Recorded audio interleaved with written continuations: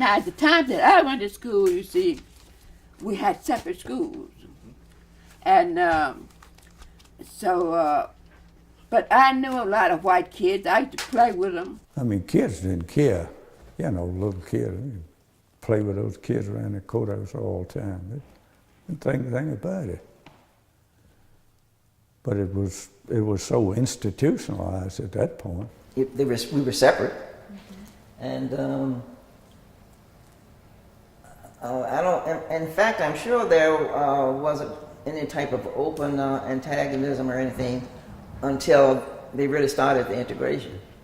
It's supposed to be separate but equal education, but it was separate and very, very unequal. So we suffered from inadequate training, and you had to work twice as hard when you went away to college and things like that. I was always eager to learn, and in an environment such as it was, when the teacher, my first teacher was named Miss Boston, when she was teaching one grade, all you need to do is just sit there and listen. It was this little two-room school, and we would all gather there in the mornings around 9 o'clock, and of course they would ring the bell for everyone to come inside from the playground. And the first thing we would always have devotionals, which I'm so sorry we don't have that anymore. And of course we all enjoyed that, you know, to sing the hymns and maybe say a Bible verse and the Lord's Prayer and salute to the flag and all that. And then we would sort of settle down for lessons. We would have to go out in the wood yard, pick up our chips, and all of the papers that were put in trash can during that day, we used that as kindling to start the wood that we done picked up. And it would be somewhere around 10 o'clock before the building got warm. But all that time, you had your books to read, you know, you study your lesson. We didn't mind that. It's really rather amazing the way the teachers were able to carry on the structure of the lessons and still have the children sort of organized by grade.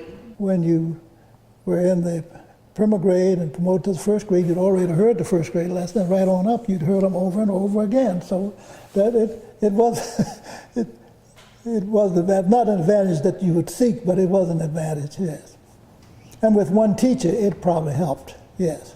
So if anything we needed, if anything the teachers needed, they would communicate through Rosa Fields, that was her name. She would go back to the school board and see what she could do. And whatever she got, we accepted it. While I was there, the county, I think, gave us a set of encyclopedias, and that we hadn't had that. All we had was a few dictionaries, and so we got the encyclopedias, and the teacher taught us how to use it.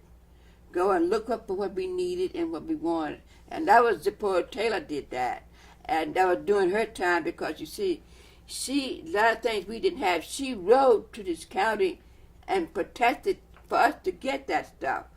Oh yeah, they didn't say go to school board, go in the courthouse, yes. And they would go down at it, and sometimes they'd be successful, sometimes they wouldn't be. And then we had a superintendent of schools. Then we had a Afro-American who was the assistant superintendent for the colored schools, and her biggest job was to keep us quiet. The school didn't give you nothing, nor did the county give you. Your mother had to buy, and some kids didn't have books, but they studied with other kids, because the kids were good kids. They wasn't selfish and like that, and because they understood why this kid didn't have books. He was poor. He was, and some kids didn't even have lunch.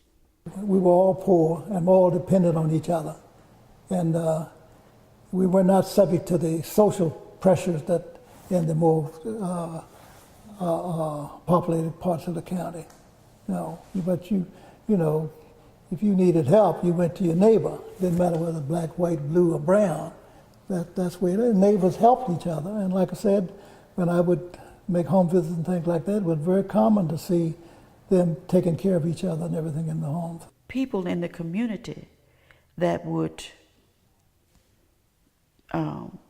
cut the grass, bring us wood, for the fireplace.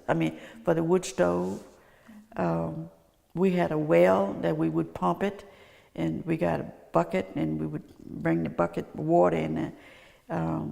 We had people that would donate hand towels so we could wash our hands.